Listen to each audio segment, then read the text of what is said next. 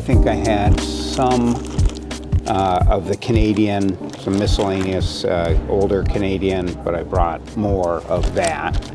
I added to the gold pieces the silver dollars. These were the Liberty units. These were the 5-cent older pieces in there.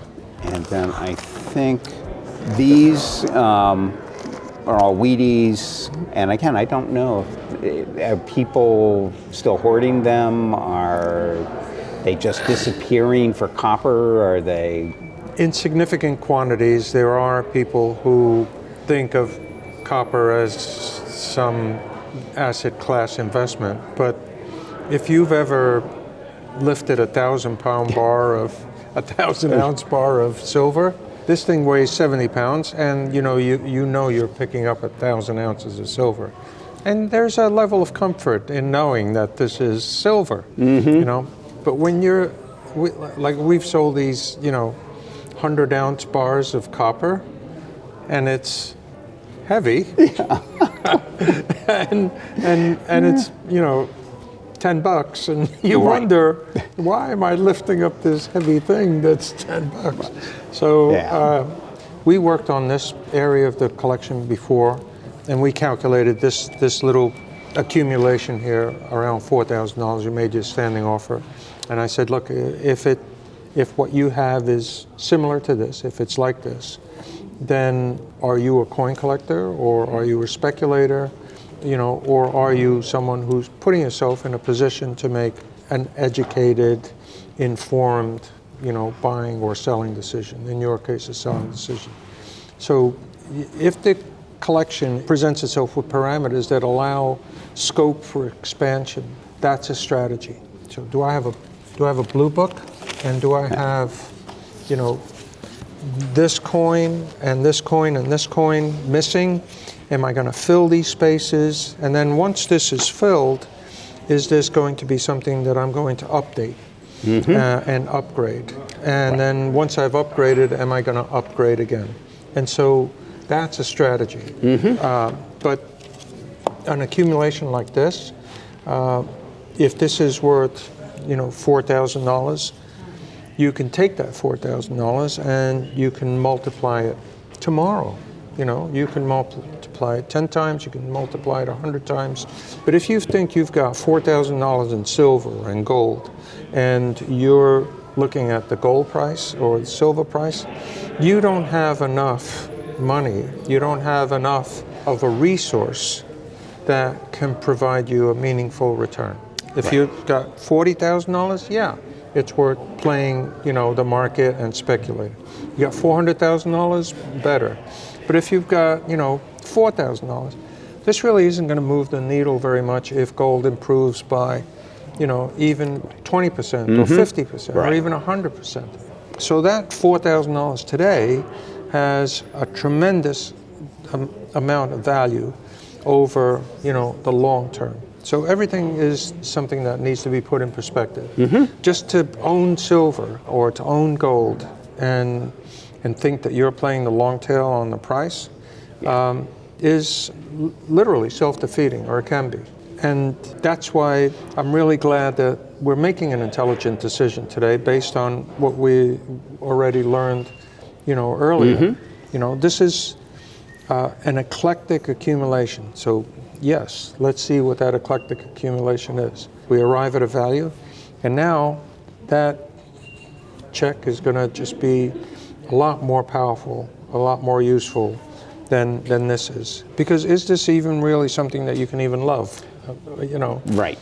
I don't see the passion in the baggie. I got into it because I was interested, the history of it, the idea of coinage and money was really fascinating to me. So that was my inspiration as a young person, and then kind of stopped, and it was more nostalgia than investment idea. I knew I mean, as I said, I put myself through grad school because of my early collecting just of miscellaneous silver in the 70s, and just extinguished that during that big spike that happened.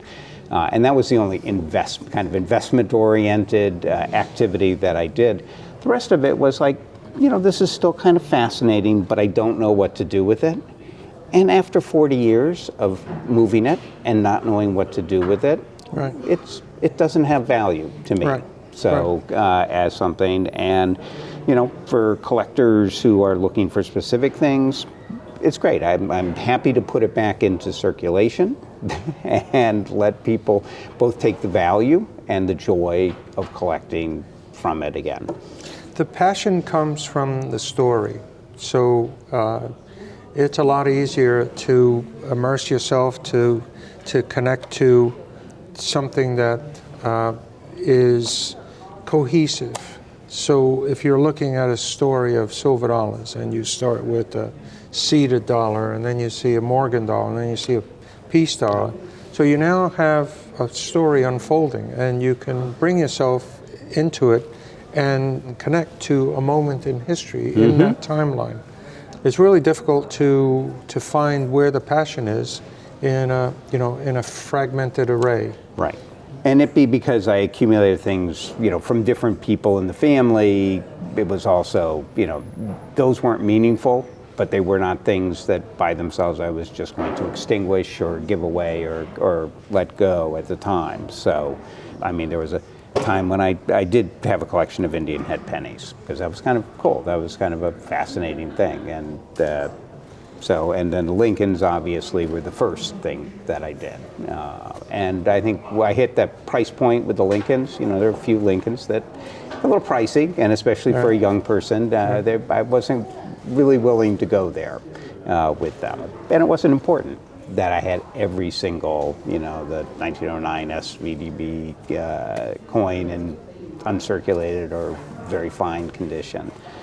So it was exciting. It was an exciting time that you could go up to the candy store and pick up a three-legged buffalo in your pocket change. Yeah, I know. I mean, just going through change, and it was fascinating. As I said, I just had several rolls of dimes and quarters, and kept going to the bank once a week and just changing them in and pulling interesting things out and going back. And so I picked up a lot at face value early on. Well, let's see what we got and see if we confirm our suspicions and if we can improve the situation. Yeah. All right. So these are all Indian head of various, but mostly pretty worn quality. Okay. So these, just by looking at the reverse, you could see some of this is an earlier Indian, a 59. This is just a typical accumulation in the late 80s and 90s and the early turn of the century, 1900s. Yep.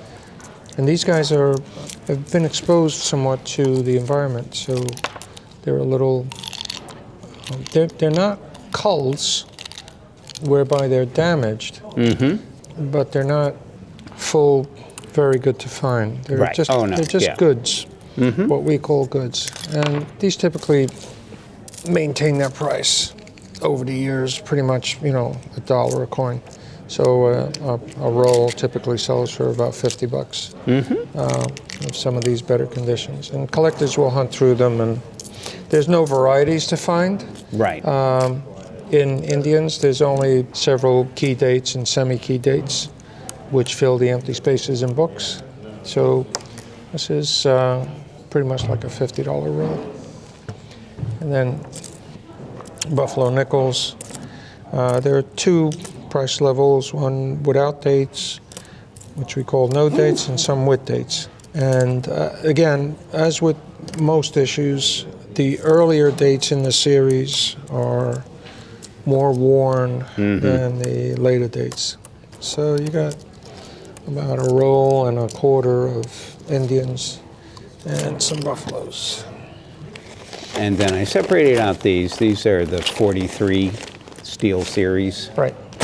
And so I don't know that they're just different. Yeah. So The 43 steel cents, the value rockets exponentially when you grade them in the high values, but you have to caution folks not to be misled by a coin that looks like a stunning, perfect gem and have that graded because you think you're going to get a 68 or 69 or 70.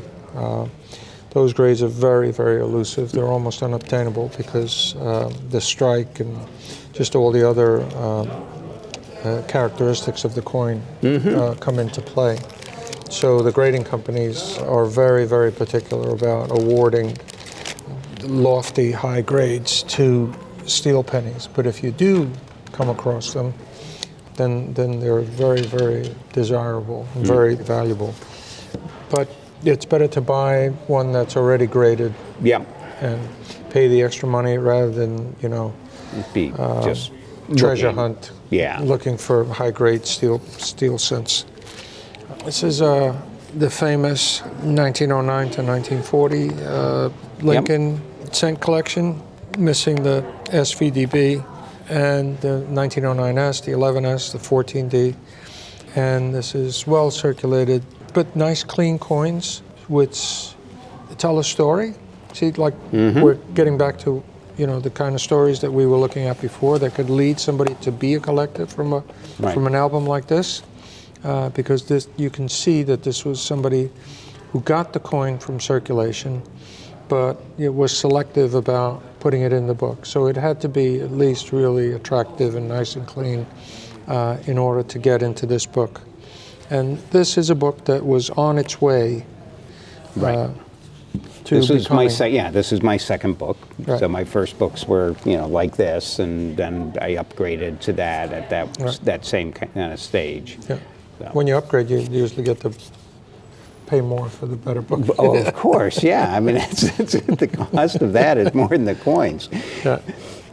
Again, here's a 43 steel Philadelphia coin, which looks stunning. And looks absolutely flawless. But you want to be real careful sending that out and spending $30, $40 on it, thinking that it's an MS-69 or something. We might as well just keep going up in denominations. It's Jeff's. Okay. There are a couple of varieties that you want to look for. An overdate on a 43.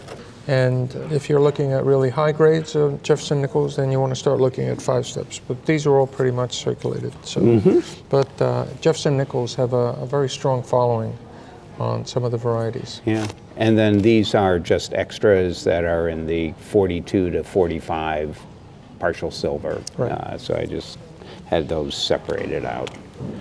And these are just some miscellaneous silver quarters, and these I think are miscellaneous Mercury and a few Roosevelt dimes. And then we have a couple of books that are just very partial. So this is a semi-key date, an 84. That would be good if it was much better condition. There are 2 key dates, the 85 and the 86, and the 12S.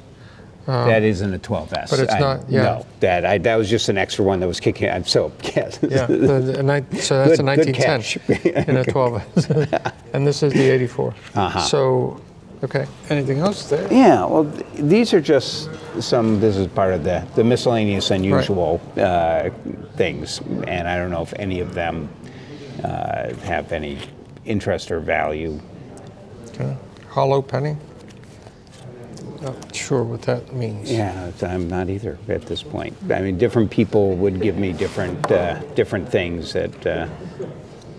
Oh yeah, so somebody reamed out a penny and put a dime in it. Yeah. It's just a craftsman. Yes.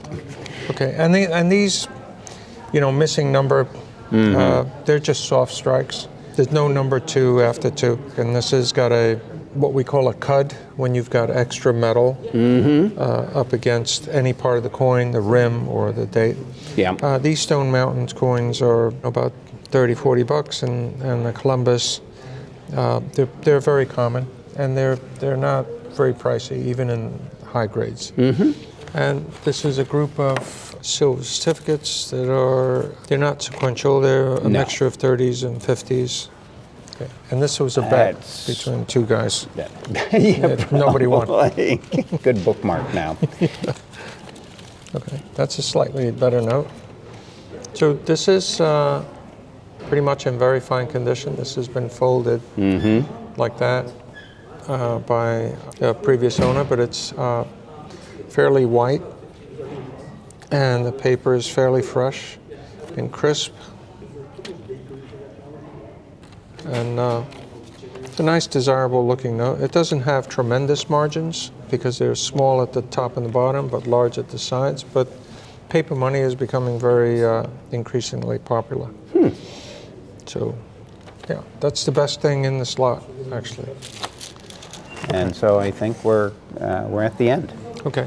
So, yeah, I mean, I don't think we proved it too much. I mean, but you probably could tell. Yeah. You could tell me that. I think you probably got another $300 here, I suppose.